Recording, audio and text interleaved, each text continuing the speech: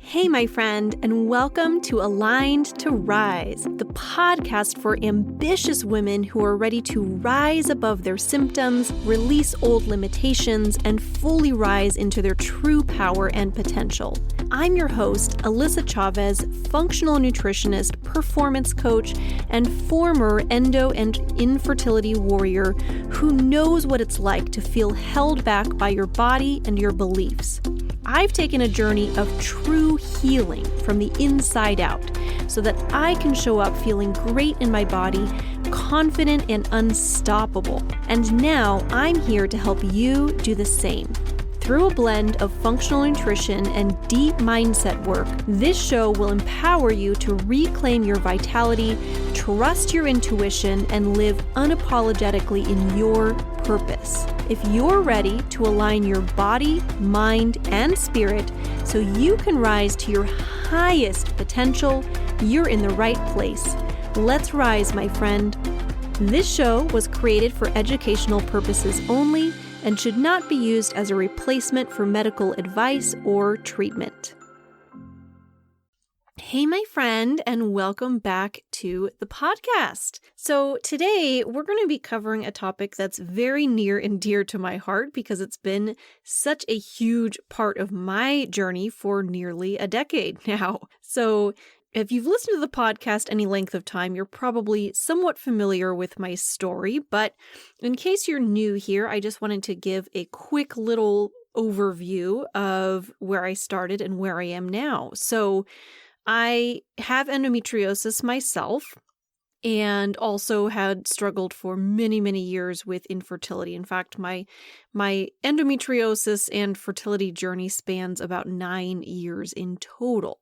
So I started out, like probably so many of you, just struggling with all of the pain and confusion and frustration, struggling to get pregnant, ended up going through 2 rounds of IVF back in 2020, ended up having a miscarriage at the end of that, and really that's what led me into doing what I do now. That led me into the world of functional nutrition and wanting to really get to the root cause of health. And so I've spent the past 5 years educating myself / working with clients and working on my own health. And this year have also really dug into the mental and emotional side of things, the nervous system side of things. And through all of that, I was able to get to periods that were pain-free. And then earlier this year, 2025, ended up actually being able to conceive naturally. And I'm now expecting a little baby girl in March. So it's been quite a journey. That was really the very short version. If you'd like to hear the more robust, full version of that story, definitely go back to a recent episode that I shared, which was episode number 105. I will link to that in the show notes as well so that you can go back and listen to more of that full journey if you'd like to hear more about how I was able to conceive naturally after all that time. But today, what I'd like to talk about and share about is just the connection between endometriosis and fertility, because I know I've spoken with so many women with endometriosis over the years, and so many women wonder, why does this condition so often show up when fertility is at stake? And also, why does endometriosis really impact fertility? So that's what we're going to cover today is we're going to start even with the basics, what endometriosis is, how fertility works, and why infertility is such a big thing with endometriosis, because it truly does affect so many endo warriors. And then we will talk about what this means for you and practical steps moving forward. So starting out, and this is going to be a fairly brief section because if you're listening to this, odds are you're listening to this because you have endometriosis. But just in case you are listening to this and maybe are listening on behalf of somebody else, a friend or a family member who's struggling with this stuff, I just wanted to share a little bit about what endometriosis is, just to cover the basis on that. So endometriosis is a condition where tissue that's similar to the tissue that grows within your uterus each month, that endometrial lining, tissue that's similar to that ends up growing outside of the uterus. So it often grows on places like your ovaries and the outside of your uterus and your bowels and bladder and many other places, generally within your abdomen, although it can be found elsewhere as well. And it affects about 1 in 10, some even say 1 in 9 women these days. So it's much more common, I think, than people really think.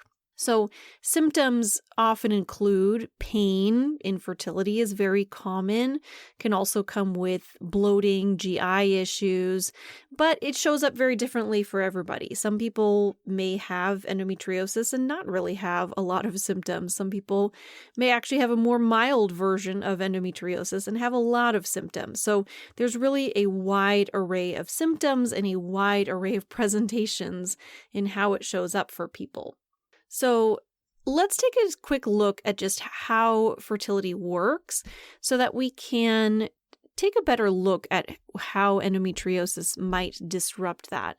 Because truly, I feel like fertility is one of those things that we're just not really taught to understand. I always thought it was really simple. You get married, or that sounds very old-fashioned of me. Goodness knows you don't have to be married to get pregnant, but that's what I was taught growing up, as I'm sure others were as well. But you get married, you're intimate with your spouse or, loved one, boyfriend, whoever it is, however your journey goes along, and then surprise, one day you're pregnant and have a baby. And I know for myself and so many others, that is just so not how that goes.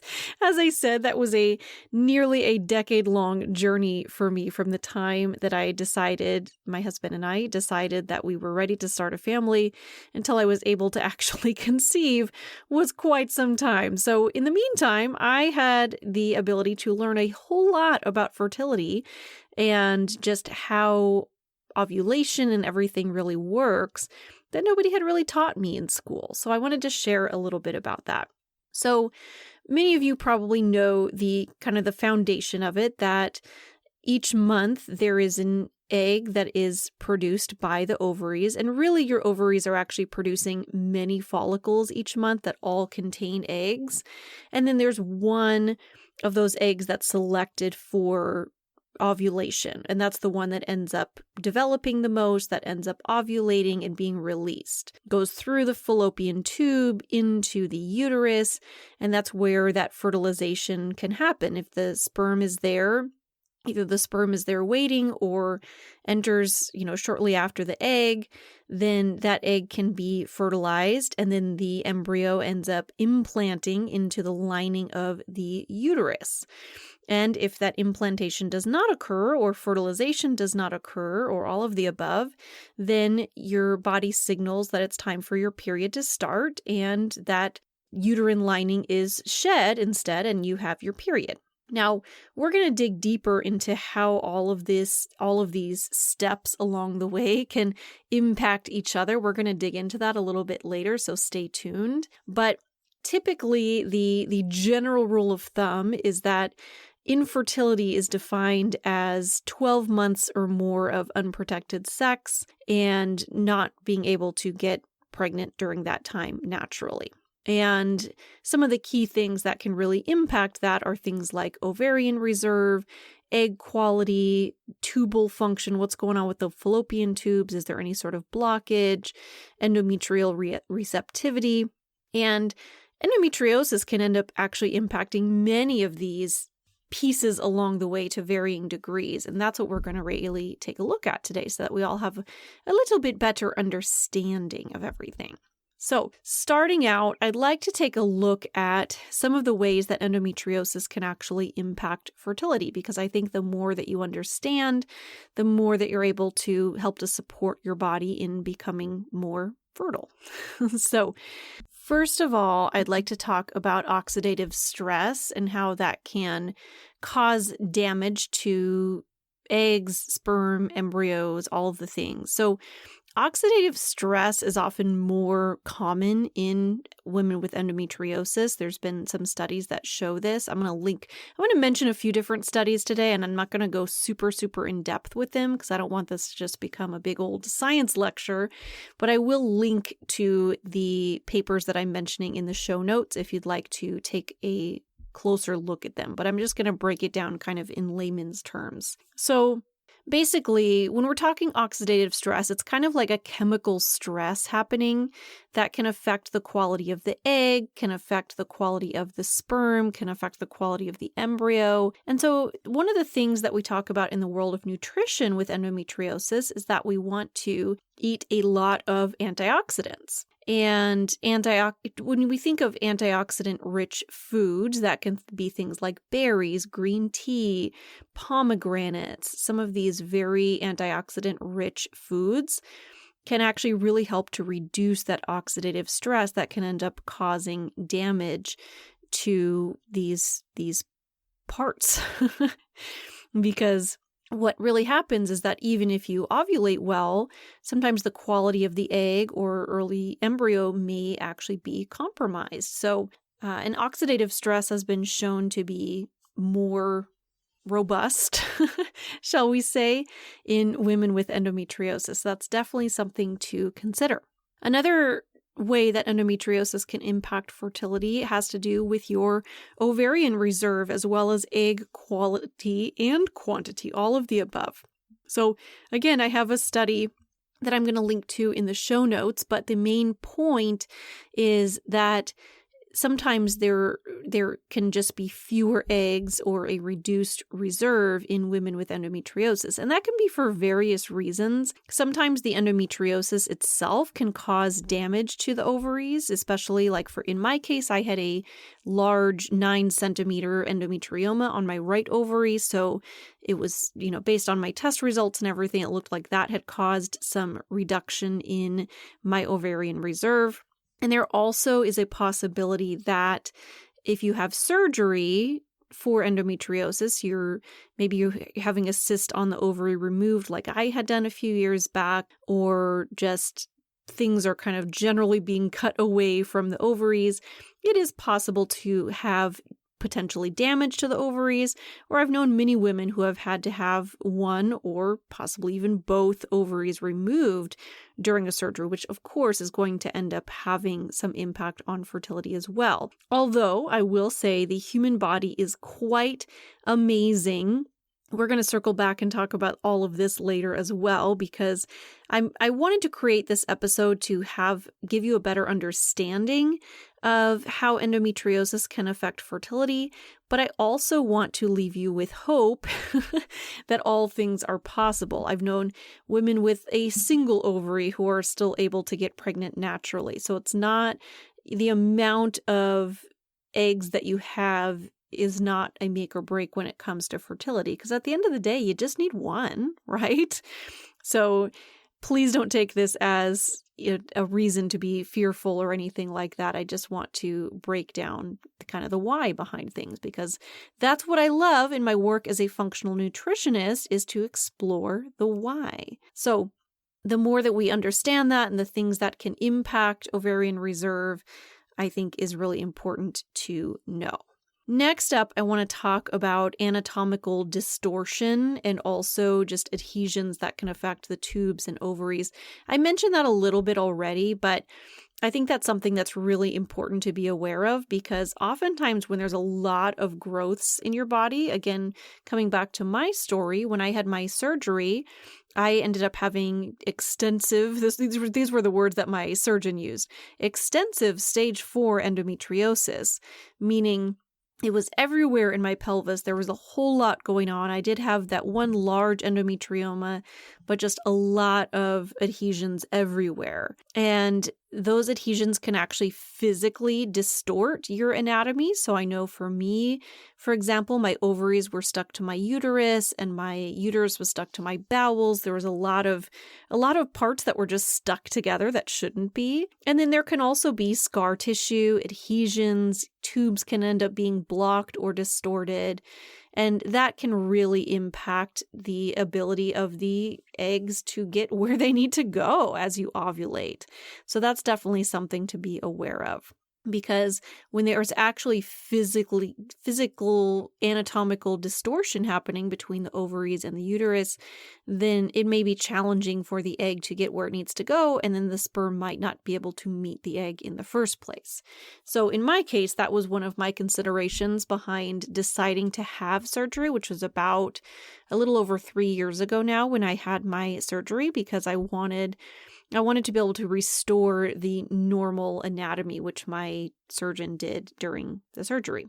So another reason why it's important to go to a highly trained endometriosis excision specialist, not just any doctor when you're going to have surgery. I've mentioned this before, but I actually interviewed 3 different doctors before selecting the one for me, for that reason, because I'm kind of picky about what happens to my body. I only have the one, so rightfully so, I think. All right, and then next up, I wanted to talk about endometrial receptivity, which is basically the ability of the endometrial lining to receive a fertilized egg. Now, in this case, according to one of the studies that I was looking at, receptivity actually does not seem to be majorly impaired with endometriosis because, contrary to common belief, the lining of the uterus isn't usually the primary issue in endometriosis fertility. It's generally many other factors, which I hope is empowering for you because, I know so many of us, I know this was my experience for a while. You experience so much pain surrounding your uterus and your periods that you just start to think like, gosh, my uterus is broken. Maybe I should just take the whole thing out. But for many women, the inside of the uterus often is fine. That's not always the case. Sometimes there's comorbidities happening. There may be other things happening within the uterus. But remember that endometriosis itself is primarily outside of the uterus. So this is actually often, for most people, less of a factor. So I think that's important to know. And then next up, I have just a couple more things I wanted to touch base on today. Inflammation is a huge piece of the puzzle along with immune system. So inflammation really is part of the immune system, right? Inflammation is your immune system at work. But this is where I think it's really important to come back to the foundation of what endometriosis actually is. Because remember, when we dig into the research, I know we're so often led to believe that endometriosis is primarily a hormonal condition. But the key thing that I want everybody to be aware of, and I've talked about this many times on the podcast before, is that hormones absolutely influence and impact endometriosis, but it's not actually the primary factor. The main thing that they're finding now in the research is that it's really more than anything about the immune system. There's a dysfunction in the immune system, and that contributes to that picture of inflammation. And when there is chronic inflammation, that can start to impact the follicles, the ovaries, embryos. There may be hormone signaling that's out of balance. So inflammation can have a lot of influence on your body's ability to conceive in general. So working on that inflammation definitely can be super powerful. That's something I really work on with my clients. So definitely something to take a look at and be aware of. And last but not least, the last piece that I wanted to cover for today, and this certainly may not be a complete picture of all of the things that could possibly impact fertility with endometriosis. It's a complex picture, but a couple more small things. These are definitely big things that I wanted to mention. One of those is just your body's nervous system state, because I know this is definitely something I've talked about on the podcast before, but one of the most important things that's really overlooked when it comes to hormone health and fertility is that your body has to feel safe in order to prioritize reproduction and hormone production, because your body's number one job is survival. period. That's it. That's your body's number one job, is to keep you alive. So if your body's able to do that, if it's able to keep you alive and feel safe doing that, then okay, then we can do things like prioritize reproduction. But if your body feels like it's under a lot of stress, and that can be internal and or external stress, right? Internal stress being inflammation, being gut issues, being infections, all kinds of things going on in your body. Toxicity, that's something I haven't really touched base on today, but super important as well. If you're being exposed chronically to a lot of toxins in your environment, that can cause internal stress on your body, which can impact your fertility. So many little things like that that can impact your internal terrain and your body's ability to really feel safe. And then there's, of course, the psychological stress as well, the external stressors. Are you really being impacted by, relationships in your life and your work and all of these things that can impact the way that you feel mentally and emotionally? Well, guess what? That can also impact your hormones, because if you're somebody who's just chronically in that fight or flight mode, your body takes that as, oh gosh, there is some major stress happening, because your body doesn't know the difference between being stressed about work or being stressed because there's some sort of physical threat in front of you. And it's so important to be aware of that. That's why 2025, my number one priority in my health has been my mental and emotional health. And lo and behold, this is the year that I ended up being able to conceive. So there's a lot there. There's probably a lot more than we really fully understand, but I think that that's something that's super, super important to be aware of. And I know this is something I've talked about many times before on the podcast as well, but I thought it was important to reiterate that again for all of you. So, what does all of this mean for someone living with endometriosis? Well, statistics show that up to 40 to 50% of women with endometriosis may end up experiencing infertility, and about 30 to 50% of women with infertility have endometriosis.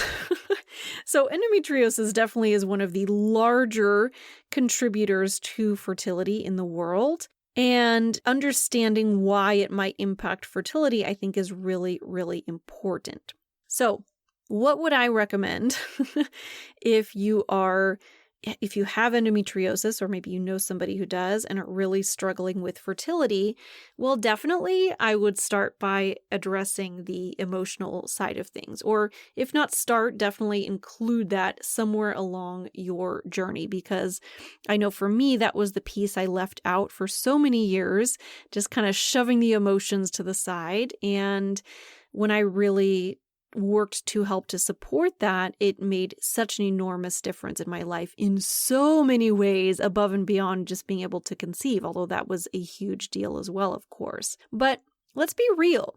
When you're struggling with a chronic condition with endometriosis, and on top of that, you're struggling with fertility, there's a lot of emotions that come up. Right? There are thoughts like, I have endometriosis. Will I ever be able to conceive? There's fear, there's anxiety, there's sadness, there's grief, there's frustration. There's so many things that can come up, maybe even a little bit of guilt and shame because your body isn't doing what it quote unquote should be able to do. Ask me how I know all of this, right? So for me, that's why, in addition to doing the functional nutrition that I've been working in for many years now, I've now added in some additional ways to support the emotional body that I found to be incredibly powerful for myself and others. So I have certain techniques that I use to help people to release some of those stuck negative emotions and even limiting beliefs around your health and your body's ability to heal. And that's become a part of my practice now. That's become a part of the work that I do, because I really recognize the importance of all of that.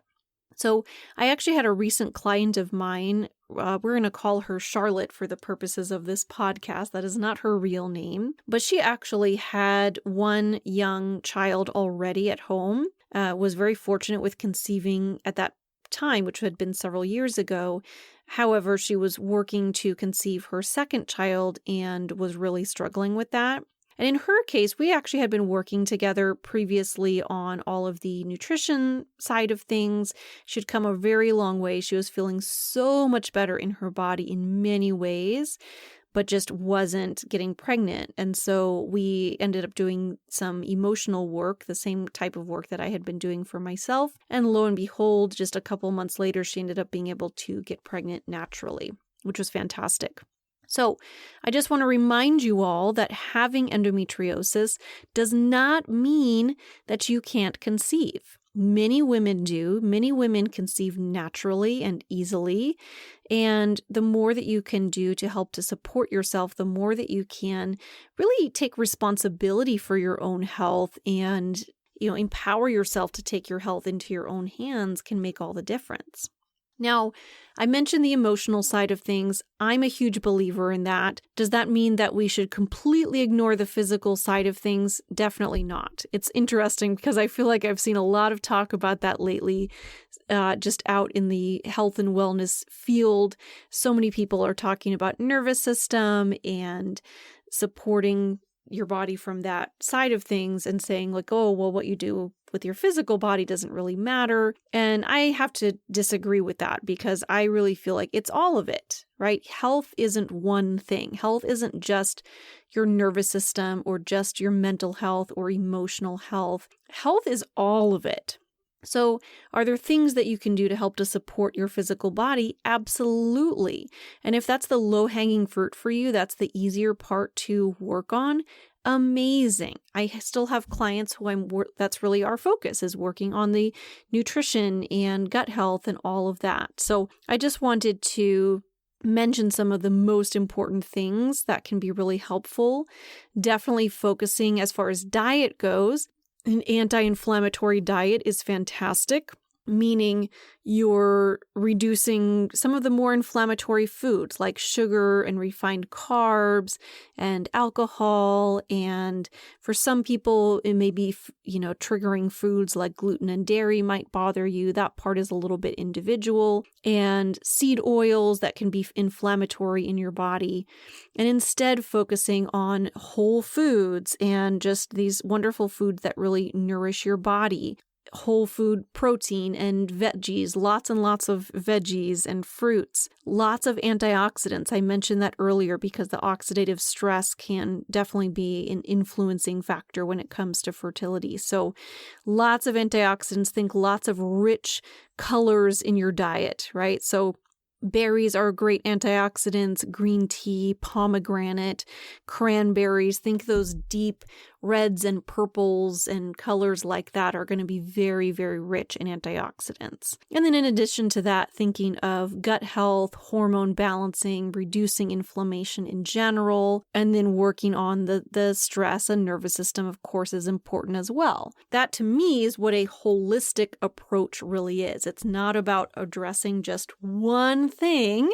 It's about working through all of it. Now, it probably wouldn't be a bad idea also if you are struggling with endometriosis and fertility to get some sort of assessment done, maybe earlier than later just to see where you are. Things like looking at your AMH levels, your follicle count, looking into fertility preservation. Some people will do things like egg freezing. There's many, many options, although I want to remind you that there are many ways that you can support your body to be able to conceive naturally as well. But all the options are there. At the end of the day, it is up to you as a strong and independent, empowered woman to make the decision that is best for your unique body and not anybody else's.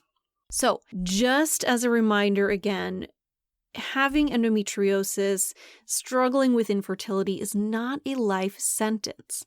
And I fully believe that the number one place to start is simply believing that your body has the capability to heal. Making that mindset shift for me was huge.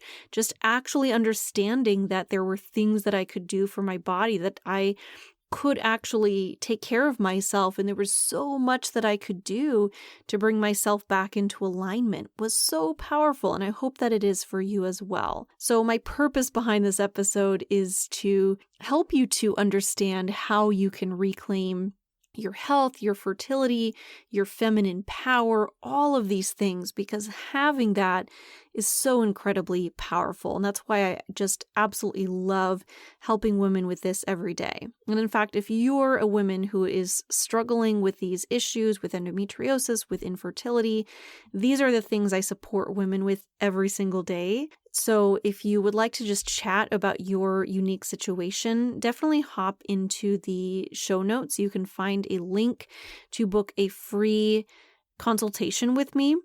And I'd be happy to chat through your unique situation just to see what's going on, what you can do to help to support your body, and if all of this type of work is something that could be helpful for you on your journey. All right, my friend. So if you have endometriosis and fertility is on your mind, I want you just to think about what's one step that you can take today to move yourself in the right direction, right? It's not about doing all of it at once or completely changing everything about your life overnight, but it's about taking one little step towards your health goals. So think about that as we finish up today's episode. What is one step that you can take today to bring yourself closer to your goals? And if you're open to sharing, I would love to even hear from you. Go ahead and even find me on Instagram at aligned.to.rise, aligned.to.rise. And I would love to just hear from you, connect with you, share your thoughts and what your first moves are going to be in regards to supporting yourself with your fertility and endometriosis. And if you're not sure what that first step might be, still reach out because I can help to give you guidance on that journey as well. All right, my friend, thank you so much for being here today. Much love to you. Thank you so much for tuning in to Aligned to Rise. If this episode spoke to you, take a moment to share it with a friend who needs this message too. And then don't forget to hit subscribe so you never miss an episode. I'll see you next time, my friend. Let's rise together.